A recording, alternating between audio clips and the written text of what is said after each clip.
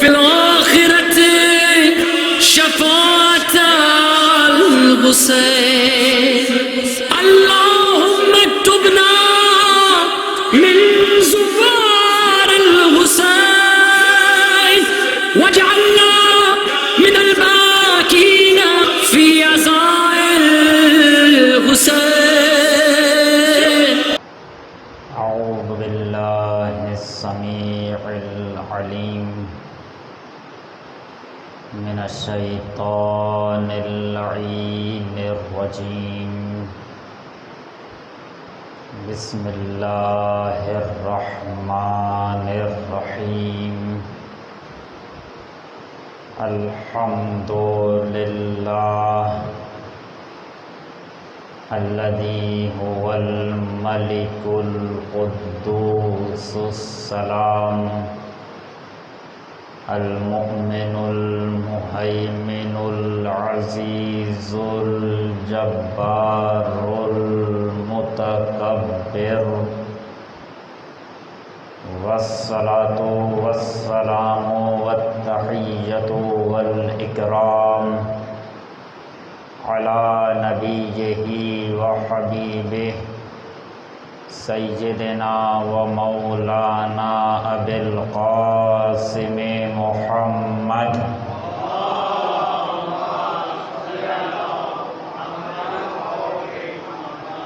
وعلى آله الأطيبين الأطهرين المعصومين المظلومين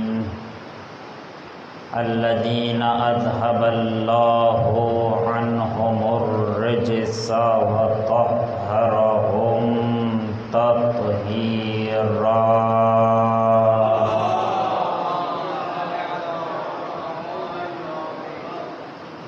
ولا سيما بقية الله أرواحنا لتراب مقدمه الفداء، واللعنة الأبدية على أعدائهم أجمعين.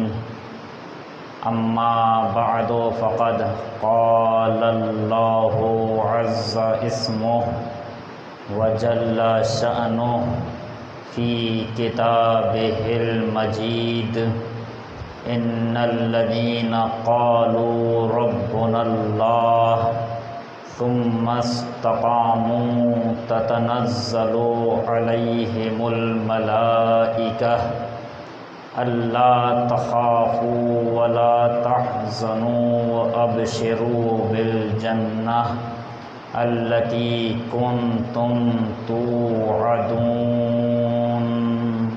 صلوات.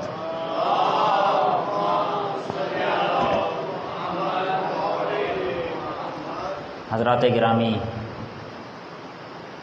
پروردگار عالم نے سورہ فصلت میں ارشاد فرمایا کہ جن لوگوں نے یہ کہا کہ اللہ ہمارا رب ہے اور ہمارا مدبر ہے، پھر اس کے بعد انہوں نے اس پر استقامت بھی دکھائی، تو نتیجے میں ان پر ملائکہ نازل ہوتے ہیں کہ تم خوف نہ کھاؤ اور غم زدہ نہ ہو، اور تمہیں جنت کی بشارت دیتے ہیں، وہ جنت کہ جس کا تم سے وعدہ کیا گیا تھا۔ اور اس آیت کے ذیل میں ہم نے جس موضوع کا انتخاب کیا تھا وہ ہے کربلا مظہر ولایت، اور ہم نے یہ عرض کیا کہ اگر حقیقی معنی میں کہیں پر ولایت نے اپنا جلوہ دکھایا ہے تو وہ کربلا ہے، اور اس پر انشاءاللہ بات ہوگی۔ اس کربلا کے بعد دوسری مرتبہ جب حقیقی معنی میں ولایت اپنا جلوہ دکھائے گی تو وہ ظہور حضرت امام مہدی ہوگا۔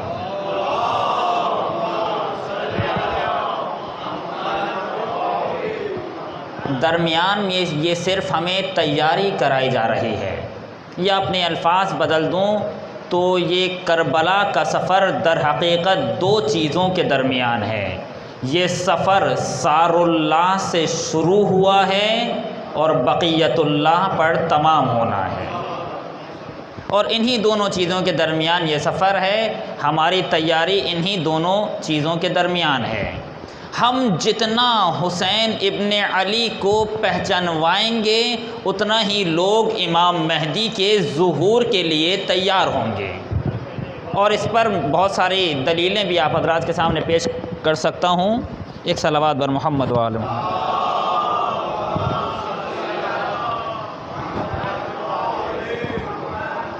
یہ دو چیزوں کے درمیان سفر ہے جو سار اللہ سے شروع ہو رہا ہے اور بقیت اللہ پر تمام ہو رہا ہے۔ اب ہم جتنا لوگوں کے سامنے حسین ابن علی کو پہچانواتے رہیں گے اتنا ہی زیادہ ہم ظہور سے نزدیک ہوتے رہیں گے، یا اگر میں اپنے الفاظ بدل دوں تو سن 10 محرم سن 61 ہجری میں حسین ابن علی نے جنگ شروع کی تھی، ختم نہیں کی تھی۔ وہ جنگ جو حسین ابن علی نے شروع کی تھی وہ جنگ آج بھی جاری ہے، اور یہ جنگ ظہور حضرت مہدی علیہ السلام تک جاری رہے گی۔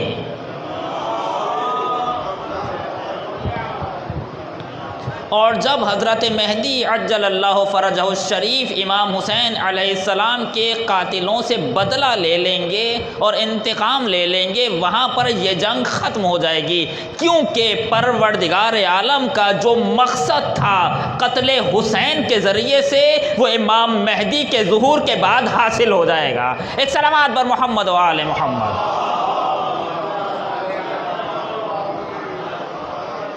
اور اس پر انشاءاللہ بھی آپ حضرات کو دلیل دیتا ہوں۔ اس کا مطلب یہ ہے، توجہ فرمائیں، اس کا مطلب یہ ہے کہ اگر کربلا نہ ہوتی تو ظہور بھی نہ ہوتا،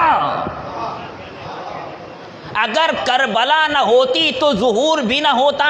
اگر ظہور ہوگا تو یہ ظہور کسی کربلا کا نتیجہ ہے، کربلا میں تیار کیا گیا ہے، کربلا کو سجایا گیا ہے کہ مہدی کا تصور لوگوں کے ذہنوں میں بیدار کر دو، اور اب جتنا کربلا زندہ ہوتی رہے گی اتنا ہی ہم ظہور سے قریب ہوتے رہیں گے، جتنا ہم حسین ابن علی کو پہچانواتے رہیں گے اتنا ہی ہم ظہور سے قریب ہوتے رہیں گے، جتنا ہم حسین حسین کرتے رہیں گے اتنا ہم ظہور سے قریب ہوتے رہیں گے، کیونکہ پروردگار عالم کا وعدہ ہے تم حسین حسین کرو اس کے اثرات میں ظاہر کروں گا۔ ایک سلامات بر محمد و آل محمد۔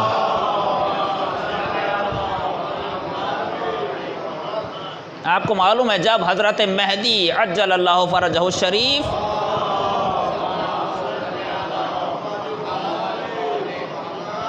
ظہور فرمائیں گے تو امام کچھ آوازیں دیں گے۔ پہلی آواز یہ ہوگی الا، آگاہ ہو جاؤ، یا اہل العالم، اے لوگو، ان جدی الحسین قتلوہ عطشانا، اے لوگو آگاہ ہو جاؤ، سنو، میرے جد حسین کو پیاسا قتل کیا گیا۔ مولا یہ آپ اپنا تعارف کس سے کرا رہے ہیں؟ امام مہدی علیہ السلام کیا کسی کے تعارف کے محتاج ہیں؟ مہدی کا تصور کس کے ذہن میں نہیں ہے؟ کسی منجی کا تصور کس قوم میں نہیں ہے؟ آپ کو تو سب جانتے ہیں، مگر امام مہدی علیہ السلام اس کے باوجود اپنا تعارف اپنے آپ سے نہیں۔ توجہ فرمائیں، کاش بات واضح ہو جائے۔ امام مہدی علیہ السلام اپنا تعارف، اپنی شناخت، اپنی پہچان اپنے آپ سے نہیں بلکہ امام حسین سے کروائیں گے۔ اس کی وجہ کیا ہے؟ اس کی وجہ یہ ہے، یہاں پر منطق کا، لاجک کا ایک قانون آپ حضرات کے سامنے بیان کروں، گھبرائیے گا نہیں، بس تھوڑی سی وضاحت کروں گا، بات واضح ہو جائے گی۔ ایک قانون ہے منطق کا کہ معرف معرف سے اجلا اور اظہر ہوتا ہے۔ اس کا مطلب یہ ہے کہ جس چیز کے ذریعے سے پہچانوایا جا رہا ہے، معرف یعنی جس چیز کے ذریعے سے پہچانوایا جا رہا ہے، معرف جس کو پہچانوایا جا رہا ہے۔ قانون یہ ہے کہ جس چیز کے ذریعے سے پہچانوایا جا رہا ہے اسے اس سے زیادہ مشہور ہونا چاہیے کہ جسے پہچانوایا جا رہا ہے، ورنہ شناخت اور پہچان حاصل ہو نہیں سکتی، شناخت کا فلسفہ ختم ہو جائے گا۔ مثال دوں گا، بات واضح ہو جائے گی بچوں کے لیے۔ آپ کا گھر کہاں ہے؟ چچا کے گھر کے سامنے۔ آپ کے چچا کا گھر کہاں ہے؟ میرے گھر کے سامنے۔ آپ دونوں کا گھر کہاں ہے؟ آمنے سامنے۔ کیا آپ کسی کے گھر تک پہنچیں گے؟ کہا نہیں، آپ کا گھر چچا کے گھر کے سامنے، چچا کا گھر میرے گھر کے سامنے، آپ دونوں کا گھر کہاں ہے؟ آمنے سامنے ہے۔ کوئی اگر کسی کو اس طرح سے ایڈریس بیان کیا جائے تو وہ کسی کے گھر پر بھی نہیں پہنچے گا۔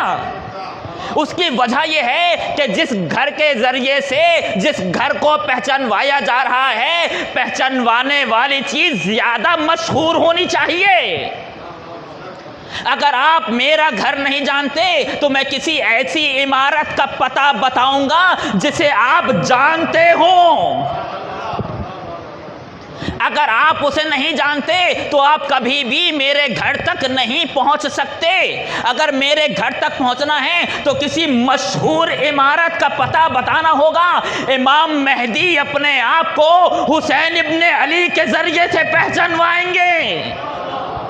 اس کا مطلب یہ ہے کہ جب امام کا ظہور ہوگا تو امام مہدی سے زیادہ امام حسین زیادہ مشہور ہوں گے، اور ہر قوم اور ہر فرد امام مہدی سے زیادہ امام حسین کو پہچانتا ہوگا کہ جیسے ہی امام مہدی امام حسین کا حوالہ دیں گے لوگ خود کہیں گے لگتا ہے حسین کا پوتا آ گیا۔ ایک صلوات پر محمد و آل محمد۔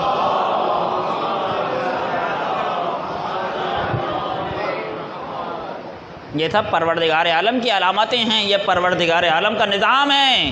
اسی لیے آپ دیکھیں پہلی بات جو آپ حضرات کے سامنے ذکر کی کہ الا یا اہل العالم ان جدی الحسین قتلہ اتشانہ، اپنے آپ کا تعارف امام حسین علیہ السلام کے ذریعے سے کروائیں گے۔ اس کا معنی عزیزان گرامی، صاف معنی اس کا یہ ہے کہ اگر ہم امام مہدی کے ظہور کو قریب کرنا چاہتے ہیں تو بہت زیادہ حسین حسین کرنا ہوگا، ورنہ بتائیں مجھے آپ حضرات، ابھی 2 سال سے خدا ان ساری چیزوں کو ختم کرے اور ہمیں دوبارہ اس ماحول میں لے آئے، ورنہ بتائیں اتنی زیادہ تاکید 40 کی مشی پر اور 40 کی زیارت پر کیوں ہے؟ اتنی زیادہ تاکید کیوں ہے؟ 40 کی زیارت کرو۔ مومن کی 5 علامتوں میں سے ایک علامت 40 کی زیارت ہے۔ یعنی اگر تم واقعاً اپنے آپ کو مومن کہتے ہو تو 40 کے دن حسین کی زیارت کر کے دکھاؤ، تاکہ ہم تمہیں مان لیں کہ واقعاً تم مومن ہو۔ اور صرف ایک قوم نہیں، ایک جگہ نہیں، ایک شہر نہیں، ایک ملک نہیں، ساری دنیا کو وہاں پہنچنا ہے۔ توجہ فرمائیں، کیونکہ روایت صرف ایک قوم کے لیے نہیں ہے، روایت صرف ایک ملک کے لیے نہیں ہے، روایت صرف ایک مثلا سب کانٹیننٹ کے لیے نہیں ہے، روایت سب کے لیے ہے۔ جو اہل بیت کا چاہنے والا ہے، جو اہل بیت کو مانتا ہے، اسے اس روایت پر عمل کرنا ہوگا اور اسے 40 پر پہنچنا ہوگا تاکہ پتہ چلے کہ یہ کتنا مومن ہے۔ جو فرمائیں کیوں؟ اس لیے کہ جب 40 پر ایک جمع غفیر امام حسین کی زیارت کے لیے جائے گا تو لوگ خود پوچھیں گے کہ یہ حسین کون ہے، یہ حسین کون ہے کہ ان سب نے مل کر ایک کوہرام مچا دیا اور حسین ابن علی کی زیارت کے لیے جا رہے ہیں، بھوکے مر جاتے ہیں مگر حسین کی زیارت نہیں چھوڑتے۔ آخر ایسا کیا ہے اس حسین میں؟ جب یہ ساری چیزیں انسان کے ذہن میں بیدار ہوں گی تو صرف مسلمان نہیں کافر بھی پوچھے گا کہ یہ بتاؤ حسین کون ہے۔ اور جب پوچھے گا حسین کون ہے، پھر ہماری ذمہ داری ہے کہ ہم حسین کو پہچانوائیں کہ حسین کون ہے۔ اور حسین کو پہچانوانے سے مراد صرف یہ نہیں ہے کہ ہم بتا دیں کہ حسین کون ہے، یعنی حسین فاطمہ زہرا کے بیٹے ہیں، حسین کون ہیں یعنی حسین علی مرتضیٰ کے بیٹے ہیں، حسین کون ہیں جو پیغمبر کے نواسے ہیں۔ نہیں، یہ تو وہ شناخت ہے جو شناختی کارڈ پر ہوتی ہے، اسے معرفت نہیں کہتے۔ یہ تو شناختی کارڈ جتنی معرفت ہے۔ پھر حسین کو پہچانوانا یعنی کیا؟ یعنی یہ کہ حسین امام وقت ہے، حسین ولی خدا ہے۔ ایک صلوات پر محمد و آل محمد۔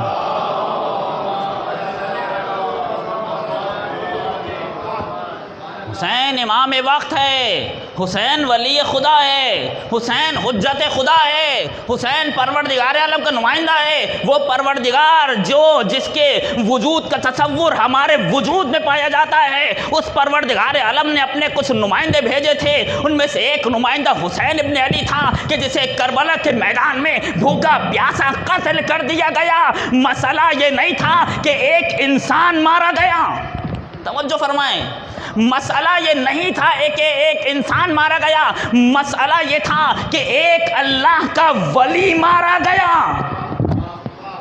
نہیں، یہ بات ایسے واضح نہیں ہوگی۔ ہم سے کہا گیا کہ اتنے بڑے بڑے حادثے ہو جاتے ہیں، آپ کیا کہتے ہیں کربلا میں کتنے لوگ مارے گئے؟ جو مشہور تعداد ہے کتنی ہے؟ 72 لوگ مارے گئے، 72 لوگ قتل ہو گئے کربلا کے میدان میں۔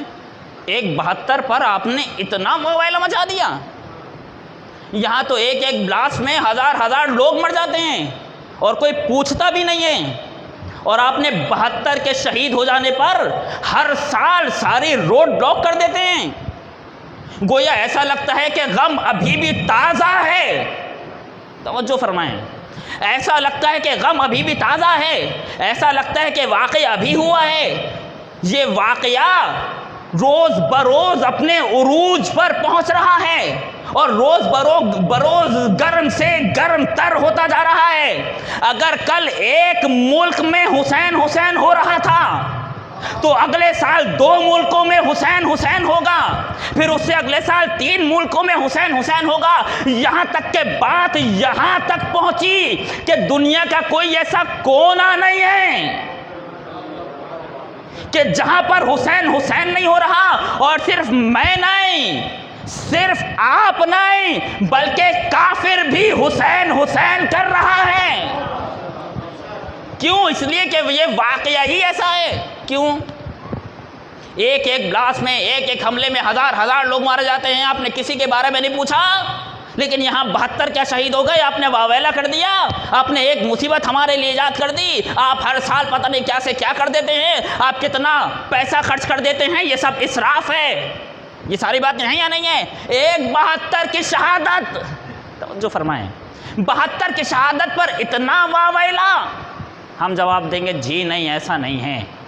مسئلہ یہ نہیں ہے کہ ایک شخص مارا گیا، توجہ فرمائیں، مسئلہ یہ نہیں تھا کہ ایک شخص مارا گیا، مسئلہ یہ تھا کہ ایک شخصیت ماری گئی۔ کاش بات واضح ہو جائے۔ مثال دوں، ایک شخص کو کسی نے تماچا مارا، یہ دونوں آپس میں لڑے، اور لڑنے کے بعد دونوں میں صلح ہو گئی، مثلا کچھ بھی نہیں ہوا۔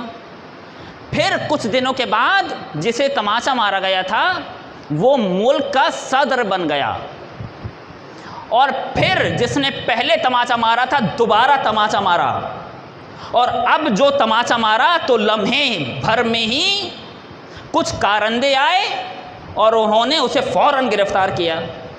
ہم نے فوراً پلٹ کے پوچھا یہ کیا کیا؟ مارنے والا بھی وہی، جسے مارا جا رہا تھا وہ بھی وہی، بس کچھ دنوں کے وقفے نے اتنا فرق ایجاد کر دیا کہ کل کوئی گرفتار کرنے نہیں آیا، آج چند ہی لمحوں میں فوراً گرفتار کرنے آ گئے۔ ہم پلٹ کر جواب دیں گے نہیں، ایسا نہیں ہے۔ مسئلہ شخص کا نہیں ہے، شخص وہی ہے جو پہلے تھا، مارنے والا بھی وہی، جسے مارا جا رہا ہے وہ بھی وہی، بس کچھ دنوں میں جسے مارا جا رہا ہے اس کی شخصیت بدل گئی۔ جب شخصیت بدلی تو اتنا فرق ایجاد ہو گیا کہ ایک تماچا مارنے پر سارے لوگ جمع ہو گئے اور اس کو روکنے پر آمادہ ہیں۔ یہ لوگ پہلے نہیں آئے تھے، آج کیوں آ رہے ہیں؟ کہا نہیں، آپ نے سمجھا نہیں، پہلے یہ ملک کا صدر نہیں تھا، آج یہ ایک ملک کا صدر ہے۔ اب ایک شخص کی توہین نہیں ہوئی بلکہ ایک شخصیت کی توہین ہوئی ہے۔ کربلا میں ایسا نہیں ہے کہ صرف علی کے بیٹے کو مارا گیا، کربلا میں ایسا نہیں ہے کہ صرف فاطمہ کے بیٹے کو مارا گیا، کربلا میں ایسا نہیں ہے کہ حسن کے بھائی کو مارا گیا، نہیں، کربلا میں خلیفۃ اللہ کو مارا گیا، کربلا میں ایک ولی خدا کو قتل کیا گیا، کربلا میں ایک امام کو قتل کیا گیا، ایک شخصیت کو قتل کیا گیا۔ اس لیے کیونکہ شخصیت پروردگار عالم سے جڑی ہے، شخصیت عام نہیں ہے، لہذا اس کا غم بھی عام نہیں ہونا چاہیے۔ اب یہاں پر ایک سوال ایجاد کروں جو مسلسل سوال ایجاد ہوتا ہے۔ حضرت امام مہدی علیہ السلام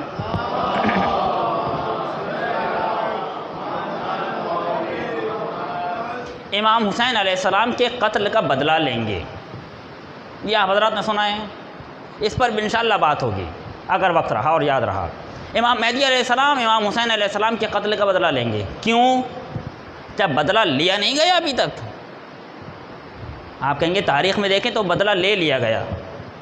کس نے لیا بدلہ؟ جناب مختار ثقفی رضوان اللہ تعالی علیہ نے بدلہ تو لے لیا، اب دوبارہ بدلہ کیوں لیا جا رہا ہے؟ جب ایک مرتبہ بدلہ ہو گیا، ایک مرتبہ مختار نے انتقام لے لیا، تو کیوں دوبارہ امام مہدی آ کر انتقام لیں گے؟ کیا نعوذ باللہ یہ ظلم نہیں ہے؟ آپ کہیں گے نہیں ظلم نہیں ہے، وہاں بھی انتقام لیا گیا، یہاں بھی انتقام لیا جائے گا۔ فرق کیا ہے دونوں انتقاموں میں؟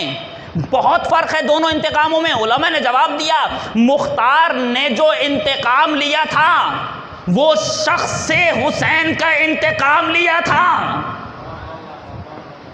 اور امام مہدی جو انتقام لیں گے وہ شخص سے حسین کا انتقام نہیں لیں گے بلکہ شخصیت حسین کا انتقام لیں گے، کیونکہ جس شخصیت کو قتل کیا گیا وہ عام شخصیت نہیں تھی، وہ مظہر صفات خداوندی تھی، لہذا اس کا انتقام بھی اسے لینا چاہیے جو مظہر صفات خداوندی ہو، تاکہ انتقام پورا ہو جائے۔ ایک صلوات بر محمد و آل محمد۔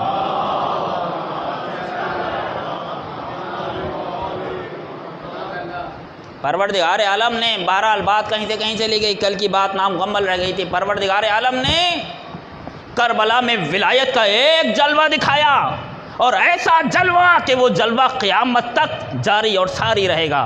اس کا ایک اثر یہ ہے، توجہ فرمائیں، جو ولایت کربلا میں دکھائی گئی اس کا ایک اثر یہ ہے، کیا؟ یہی ظہور، اس ولایت کا ایک اثر یہ ظہور ہے، اور نہ جانے اور کتنے اثرات ہیں جو پروردگار عالم نے اس ولایت پر اور اس کربلا کے ذریعے سے ہم تک پہنچائے ہیں کہ جن پر انشاءاللہ بات ہوگی۔ پروردگار عالم نے کتنے اثرات رکھے اس ولایت میں اور اس کربلا میں۔ ایک اثر دیکھیں گے ولایت کا کیا ہے، اس ولایت کا جو پروردگار عالم نے رکھا۔ کل جہاں تک ہماری بات رکی تھی، اللہ کرے کہ بات میں 2 دن سے نتیجہ دینا چاہ رہا ہوں اور مقدمات سے آگے نکلنا چاہ رہا ہوں کہ بات آگے بڑھ جائے۔ پیغمبر اکرم صلی اللہ علیہ وآلہ وسلم نے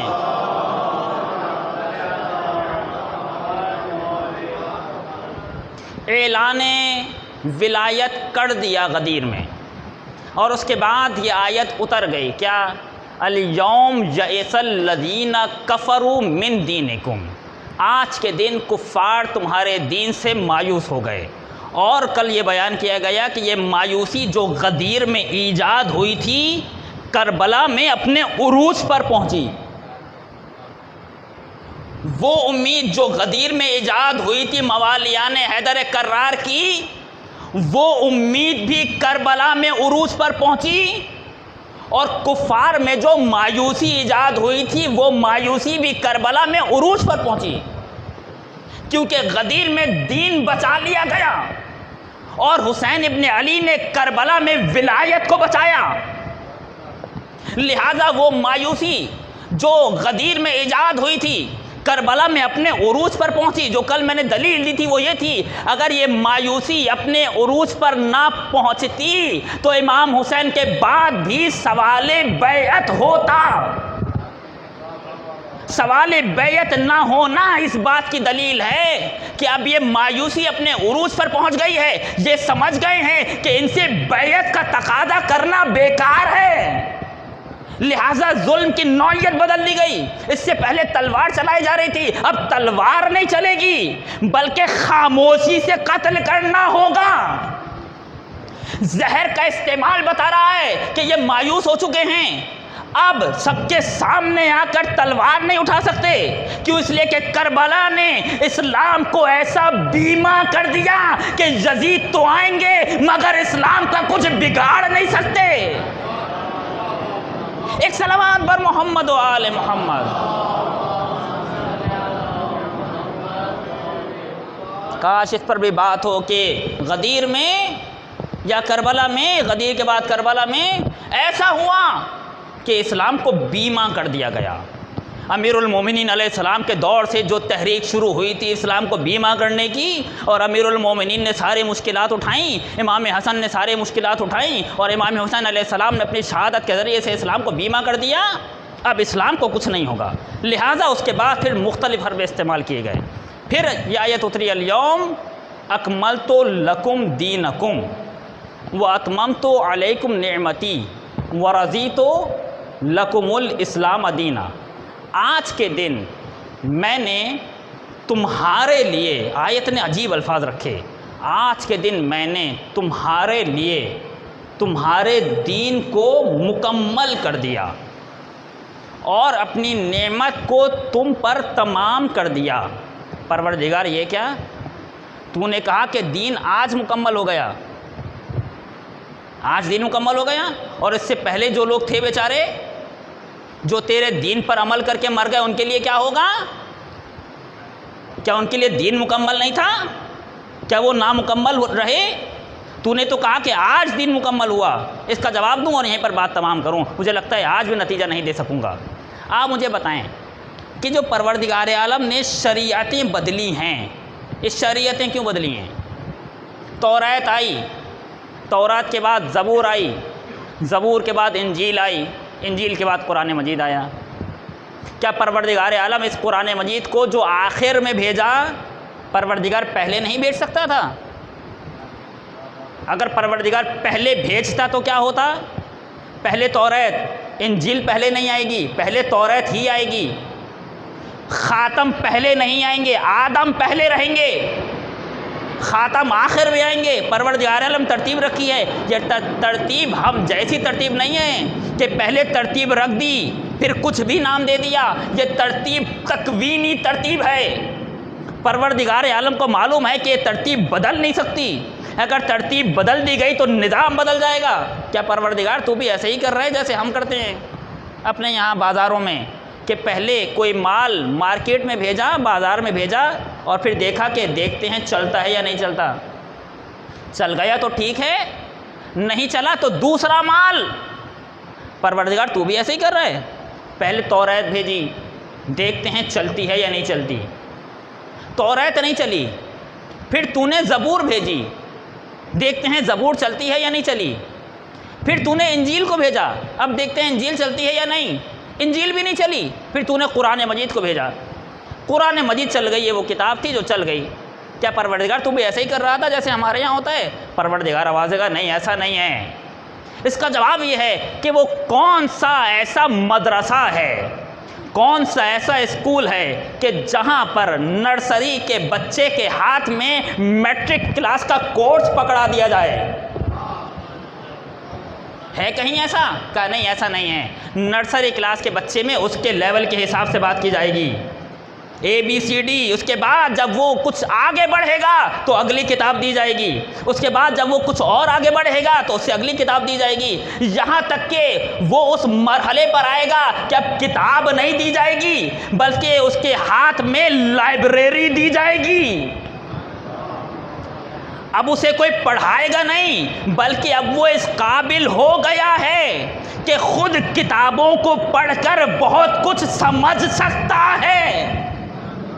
پروردگار عالم نے اس انسان کے ہاتھ میں سب سے پہلے توریت رکھی، توریت پڑھو اور کچھ سمجھو۔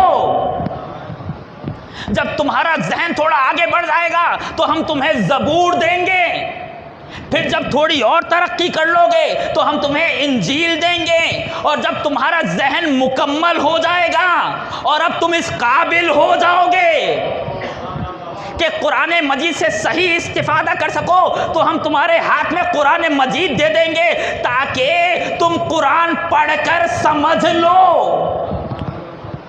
لیکن اب بھی تمہیں ایسے نہیں چھوڑیں گے، قرآن مجید کے ساتھ ایک معلم بھی دیں گے، کیونکہ قرآن مجید عام کتاب نہیں ہے، کسی معلم کی ضرورت ہے جو معلم بتائے گا کہ محکم کیا ہے، متشابہ کیا ہے، اس آیت کا کیا مطلب ہے، اس آیت کا کیا مطلب ہے۔ ہم تمہیں ایسے نہیں چھوڑیں گے، خلاص جب تمہارا ذہن کامل ہوتا جائے گا تب جا کر ہم تمہارے ہاتھ میں قرآن مجید دیں گے۔ اسی طرح سے پروردگار عالم نے نبیوں کا سلسلہ رکھا، کاش بات واضح ہو جائے، اسی طرح سے پروردگار عالم نے نبیوں کا سلسلہ رکھا۔ آدم آؤ، اس دنیا میں جاؤ، لوگوں کے ذہنوں کو تیار کرو کہ کوئی خاتم آنے والا ہے۔ نوح تم بھی جاؤ، لیکن دیکھو تمہیں خود کچھ نہیں کرنا، خاتم کے لیے مقدمہ بنانا ہے۔ ابراہیم تم بھی جاؤ اور آخری نبی کے لیے مقدمہ بناؤ، موسیٰ تم بھی جاؤ آخری نبی کے لیے مقدمہ بناؤ، عیسیٰ تم بھی جاؤ آخری نبی کے لیے مقدمہ بناؤ، تم سب مقدمہ بنا دو، پھر ہم آخری کو بھیجیں گے۔ کیونکہ مقدمہ سازی ہو چکی ہے، اب انسان اس قابل ہے کہ آخری نبی کی بات کو سمجھ سکتا ہے، اور جب آخری نبی اپنی ساری ذمہ داریوں کو غدیر میں پورا کر دیں گے پھر ہم کہیں گے آج دین کامل ہو گیا۔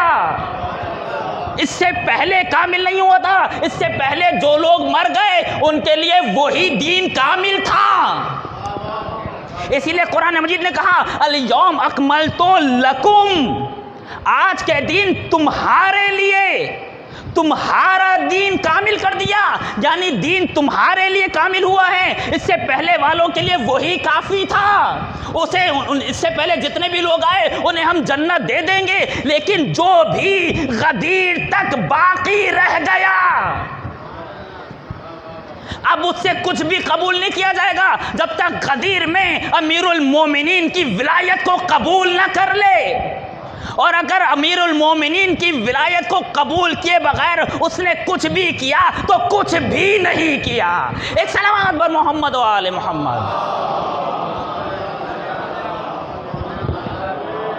بس آخری جملہ کہہ دوں اس کے بعد مصائب کی منزل، اور پھر کربلا میں وہ ولایت جو غدیر میں پہنچائی گئی تھی، اس ولایت کو کربلا میں بچا لیا گیا۔ اس ولایت کے بچنے کا مطلب یہ ہے کہ یہ غدیر میں جو ولایت پہنچائی گئی تھی اور اس ولایت کو جو کربلا میں بچایا گیا ہے، کربلا میں صرف امیر المومنین کی ولایت کو نہیں بچایا گیا، توجہ فرمائیے گا، کربلا میں صرف امیر المومنین کی ولایت کو نہیں بچایا گیا بلکہ پیغمبر کی نبوت کو بچایا گیا، اور صرف پیغمبر کی نبوت کو نہیں بچایا گیا، آدم کی نبوت کو بھی بچایا گیا، کیونکہ اگر پیغمبر کی نبوت نہ بچی تو آدم کی محنت بیکار ہو جائے گی، اگر پیغمبر کی نبوت نہیں بچی تو موسیٰ کی محنت بیکار ہو جائے گی، عیسیٰ کی محنت بیکار ہو جائے گی، ابراہیم کی محنت بیکار ہو جائے گی۔ اگر ان سب کی محنتوں کو بچانا ہے تو خاتم کی نبوت کو بچانا ہوگا، اور یہ خاتم کی نبوت کو کون بچائے گا؟ اس کے لیے ہم نے امیر المومنین کی ولایت کو رکھا تھا، غدیر میں اس ولایت کو بچایا گیا۔ اب سمجھ میں آیا؟ السلام علیکہ یا وارث آدم صفوت اللہ، السلام علیکہ یا وارث نوح نبی اللہ، حسین وارث آدم ہیں، حسین وارث نوح ہیں، حسین وارث ابراہیم ہیں، حسین وارث موسیٰ ہیں، حسین وارث عیسیٰ ہیں، حسین وارث خاتم ہیں، حسین وارث خدیجہ ہیں، حسین وارث علی ہیں، حسین وارث فاطمہ ہیں۔ اگر حسین نہ ہوتے آدم سے لے کر خاتم تک کسی کا کچھ بھی نہ بچتا۔ ایک سلامات پر محمد و آل محمد۔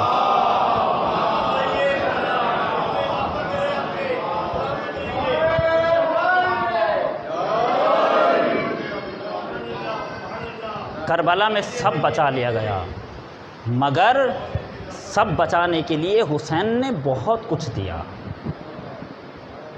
سب کچھ تو دے دیا۔ پروردگار کیا دوں، تجھے کیا چاہیے؟ اکبر سے لے کر اصغر تک سب دے دیا۔ اور ایک استاد نے عجیب تعبیر استعمال کی، جب بھی سوچتا ہوں کانپ جاتا ہوں۔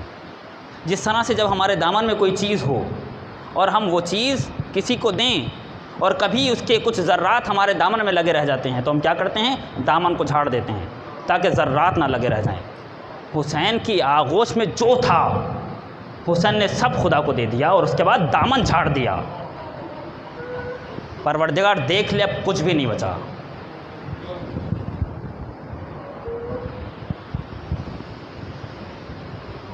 جس کے لیے شاعر نے کہا اب تو میرے گلستاں میں 4 تنکے بھی نہیں، اپنے پر نوچے ہیں میں نے آشیانے کے لیے۔ حسین کربلا کی طرف جا رہے تھے، راستے میں دیکھا ایک خیمہ لگا ہوا ہے، آ کر پوچھا یہ کس کا خیمہ ہے؟ تو وہاں ایک خاتون تھی، اس نے بتایا کہ ہم مسیحی ہیں، ہم عیسائی ہیں اور یہ وہب کلبی کا خیمہ ہے۔ اس خیمے میں وہب کلبی ہیں کہ جن کی شادی کو 9 دن ہوئے ہیں، بس 9 دن۔ وہب کلبی کی والدہ قمر ہیں اور وہب کلبی کی زوجہ ہانیہ ہیں کہ جنہیں شہید کر دیا گیا خود کربلا کے میدان میں۔ وہب اس وقت خیمے میں نہیں تھے، امام قمر کے پاس آئے، وہب کی والدہ کے پاس، پوچھا کس کا خیمہ ہے؟ بتایا وہب کلبی کا خیمہ ہے۔ یہ جانتی نہیں ہے امام کو۔ امام نے پوچھا قمر کوئی مشکل پریشانی تو نہیں ہے؟ قمر نے بتایا کوئی مشکل نہیں ہے، بس ایک مشکل ہے۔ کیا مشکل ہے؟ بتایا سب ہے، پانی نہیں ہے۔ حسین کے لیے پانی کا ایجاد کرنا کوئی مشکل کام تھوڑی تھا۔ کہنے لگے آؤ، خیمے کے پیچھے آئے، نیزہ لیا، زمین کو کھودا، ایک چشمہ جاری ہو گیا۔ سوچئے جس کے اختیارات اتنے ہوں اور اسی کے بچے کہیں العطش العطش، کتنا مشکل مرحلہ تھا۔ قمر نے دیکھا، پریشان ہو گئیں، کہ یہ کون ہے؟ یہ کوئی عام انسان نہیں لگتا۔ امام جانے لگے، جاتے جاتے مقتل لکھا عزیزان گرامی، جاتے جاتے عجیب جملہ کہا، کہنے لگے قمر میں جا رہا ہوں، جب وہب کلبی آ جائے تو اس سے کہنا کہ ہمیں کچھ مددگار چاہیے، ہو سکے تو ہماری مدد کرے۔ قمر نے سن لیا۔ ابھی امام کچھ دور ہی گئے تھے کہ وہب کلبی خیمے میں آئے، پوچھا ماں یہ پانی کہاں سے آیا؟ بتایا بیٹا ایک شخص آیا تھا، کوئی ولی خدا لگتا تھا، اس نے نیزے سے زمین کھود ہی پانی جاری ہو گیا۔ کہا ماں بتائیں وہ کہاں ہیں؟ جن کے دل پاک ہوں وہ اس طرح سے کھنچے چلے آتے ہیں۔ پوچھا ماں بتائیں وہ کہاں ہیں؟ بتایا بیٹا وہ جو دیکھ رہے ہو نا کاروان جا رہا ہے، یہ اسی کا کاروان ہے۔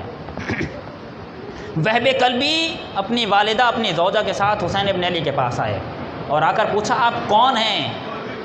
امام نے بتایا میں پیغمبر کا بیٹا ہوں، میں علی کا بیٹا ہوں، میں فاطمہ کا بیٹا ہوں۔ اتنا سننا تھا، آواز دی اشہد ان لا الہ الا اللہ و اشہد ان محمدا عبدہ و رسولہ۔ حسینیت خاموش تبلیغ کر رہی ہے۔ اب ہر مرحلے پر وہب کلبی حسین ابن علی کے ساتھ ہیں۔ 2 محرم کو کربلا پہنچے، شب عاشور چاروں طرف سے گھر گئے۔ روز عاشوراء تیروں سے حسین ابن علی کا استقبال ہوا۔ اور اس کے بعد انصار کا سلسلہ شروع ہوا۔ ایک مرتبہ وہب کلبی امام کے پاس آ کر کہنے لگے آقا اب مجھے جانے کی اجازت دیں۔ امام نے وہب کلبی کو دیکھا کہ ہائے میں اتنا غریب ہو گیا کہ مجھ پر اس جیسے نوجوان جان دینے آ رہے ہیں۔ وہب کلبی کو اجازت ملی، وہب کلبی میدان میں آئے، جنگ کی خوب شجاعانہ طریقے سے جنگ کرتے کرتے ایک مرتبہ وہب کلبی واپس آئے، اپنی ماں کے پاس آ کر کہنے لگے حل رضیتی عنی یا اماں، مادر گرامی آپ نے میری جنگ دیکھی کہ آپ مجھ سے راضی ہو گئی؟ مقتل نے لکھا کہ قمر نے منہ موڑ لیا اور کہنے لگی وہب اس وقت تک راضی نہیں ہوں گی جب تک سر تن سے جدا نہیں ہو جائے گا۔ اتنا سننا تھا کہ وہب کلبی دوبارہ جانے لگے۔ وہب کلبی کی زوجہ نے روکا کہ وہب رک جاؤ، کہا نہیں روکنا نہیں، میں اپنے آقا پر جان دینے کے لیے جا رہا ہوں۔ ہانیہ نے کہا نہیں روک نہیں رہی، بس میں تم سے کچھ باتیں کرنا چاہتی ہوں۔ کہا ہاں ہانیہ بتاؤ کیا کہنا چاہتی ہو؟ وہب مجھے 2 وعدے دے دو، بس مجھ سے 2 وعدے کر لو، اس کے بعد میں تمہیں روکوں گی نہیں۔ کہاں بیان کرو؟ ہانیہ نے کہا یہاں نہیں، ایسے نہیں، حسین کے سامنے وعدہ کرنا ہوگا۔ وہب ہانیہ کو حسین کے پاس لے کر آئے، آقا یہ کچھ کہنا چاہتی ہے؟ ہاں ہانیہ بیان کرو۔ ہانیہ نے بیان کی آقا مجھے معلوم ہے وہب قتل ہو جائے گا، وہب شہید کر دیا جائے گا، شہادت کے بعد جنت میں جائے گا۔ وہب سے کہیے گا جنت میں جانا تو اکیلے نہ جانا، میں چاہتی ہوں یہاں نہیں تو وہاں اس کی بیوی بن کے رہوں، مجھے اپنے ساتھ لے کر جانا۔ آوازی ہانیہ اس کا وعدہ میں کرتا ہوں۔ دوسرا وعدہ بیان کرو، نہ سن سکیں گے، دوسرا وعدہ بیان کرو۔ کہنے لگی آقا یہاں کا دستور یہ ہے جب کسی کے آقا کو مار دیا جاتا ہے، جب کسی کے بڑے کو یا اس کے آقا کو مار دیا جاتا ہے تو اس کی ناموس کو اسیر کیا جاتا ہے۔ آقا مجھے معلوم ہے کہ ابھی وہب کو قتل کر دیا جائے گا، جب وہب کو قتل کیا جائے گا تو یہ اشقیاء مجھے اسیر کرنے کے لیے آئیں گے۔